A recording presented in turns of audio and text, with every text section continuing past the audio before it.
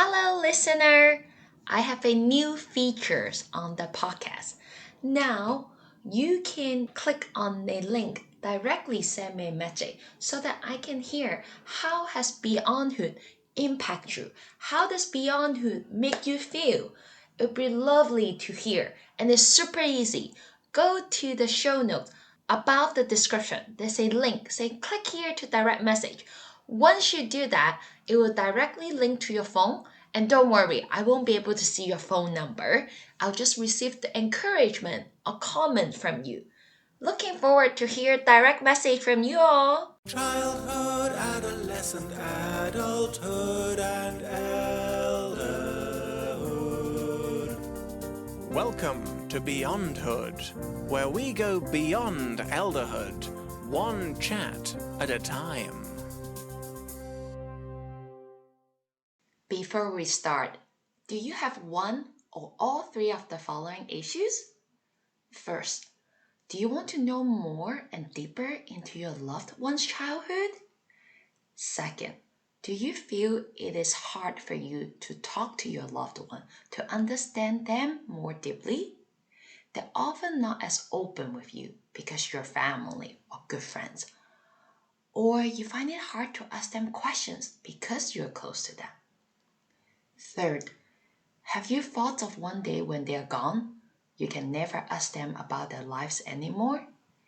If any of the above comes to mind, our Record Life Story service is your solution. Listen to this episode and see how we can weave a story for your loved one and create this legacy for you and your loved ones. Contact me. My contact info is in the show notes. This week, I am taking you guys to a field trip to the independent living home that I visit every Friday. Our listener, they share with me that to them, independent living home is something that they haven't been to and don't really know what about. So that's why I'm creating this field trip to share with you guys. Let me share with you the story of how I end up visiting this independent living home. I volunteer for the Alzheimer's Society to visit a client every week to go for a walk, to go for a tea, or sometime go to concert with them. Kind of as a assigned friend. And I had multiple clients, and this is my 8th year with them, and this is my 3rd client. Unfortunately, the previous 2 clients all passed away, so I am having my 3rd now. What different this time is that he actually lived in an independent home, which means I get to meet a lot of other older adults that live in the independent home, which is quite interesting for me because I went from being one older person's friend to becoming quite a lot of different older person's friend. I was able to record 3 of them on why did they come to live here and what was their story. And without further ado, let's listen to this short episode of Field Trip to an Independent Home in Battersea, London.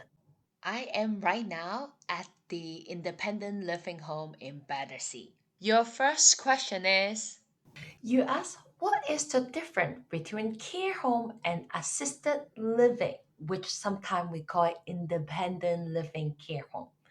The difference is care home are generally for people who cannot fully or partially look after themselves anymore.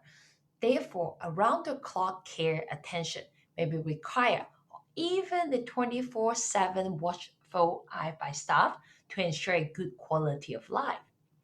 On the other hand, assisted living, or I like to call it independent living home, is for people who still have ability to look after themselves, but they need some sort of care and support so that they can continue manage their own life with a support system behind that just in case. Also, it will create a social aspect of care home to their door. A lot of the people who live in independent living home is because they otherwise would most likely live by themselves at home. As I've been doing this work, living alone sometime when you're older, loneliness is as bad for you as smoking 15 cigarettes per day. We as social being, as human, and most people will need community or with a group of people in order to maintain our mental and physical well-being. The first story that I want to share with you guys is Peter. Came across Peter a few times before I start talking to him. I will come across to the entrance of the home, and Peter will be walking very slowly on the other side, and he always carry a Tesco bag, always with a smile. For the first few times, we never really talk, but we exchange smile. Then finally, after about a few weeks later, I decided to talk to him. I said to him, "Hello, how are you?" And with my surprise, he has a very strong, very young voice. And I thought he lives there. So I asked him, "Oh, I come to hear Owen, who is my client." And I said to him, "Do you live here as well?" To my surprise, he actually doesn't live there. And here is his story. I came here every Tuesday and Friday to visit my son. I am 80 years old and my son is only 45. My story is my son was a veteran in the Navy. He had an accident and became parallel and lost his ability to talk. I cannot take care of him daily, so he is now living in this housing. My hope is that he will talk to other residents one day. As a father, I wish my son was not here, but no matter how old he is, I will come visit him until the day I am not around.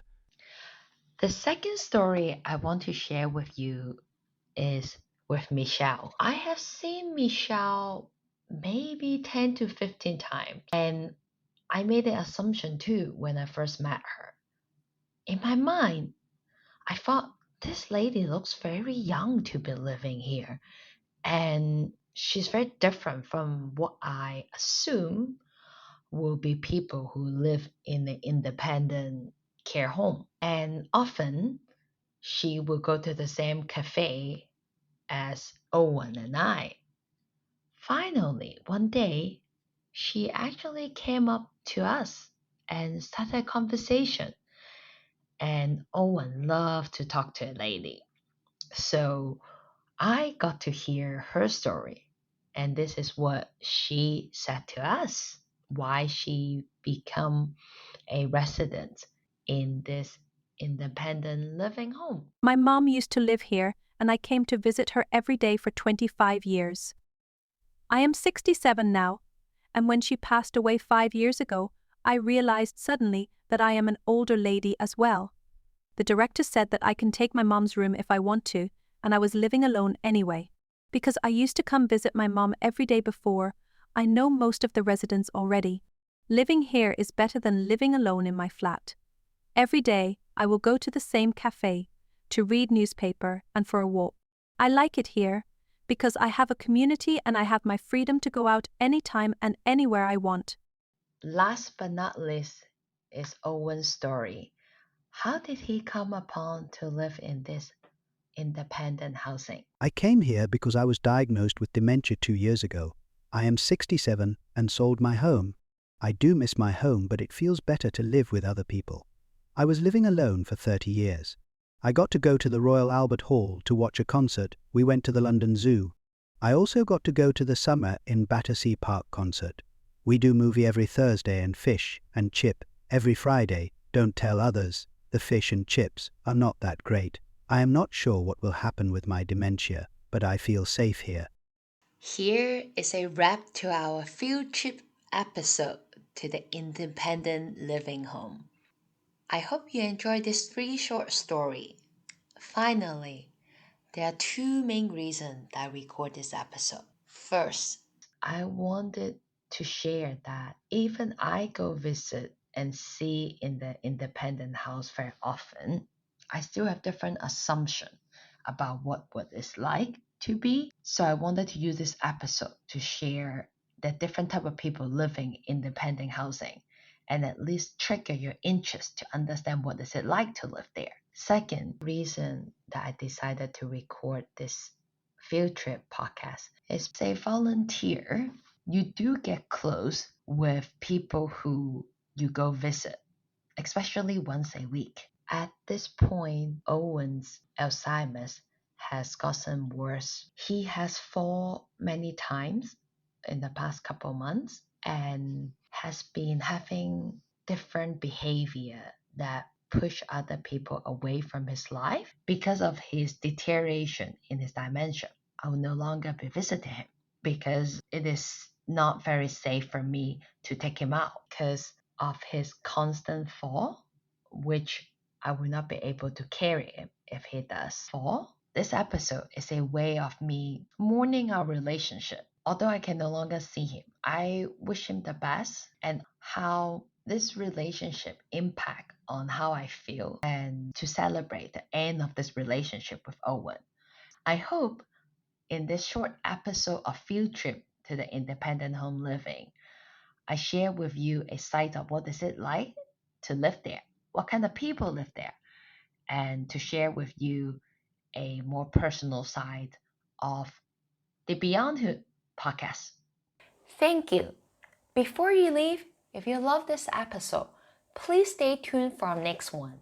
If you haven't done so, please follow Beyondhood in your favorite podcast listening app. Or you can follow us on Instagram, Facebook, and LinkedIn. If you found this conversation inspirational or interesting or valuable, chances are you did, since you're still listening. Would you do me a personal favor, a 6-second favor? Share it on your social, email, or tell a friend. Tell a person you know who can benefit from this conversation, who you think will be inspired by our Beyonder, who is navigating how to age with grace and motivation so that they can join and be part of our mission. You guys can discuss. When a podcast becomes a chat becomes an action. Then we're closer to create a community where we go beyond elderhood, one story at a time. Childhood, adolescent, adulthood, and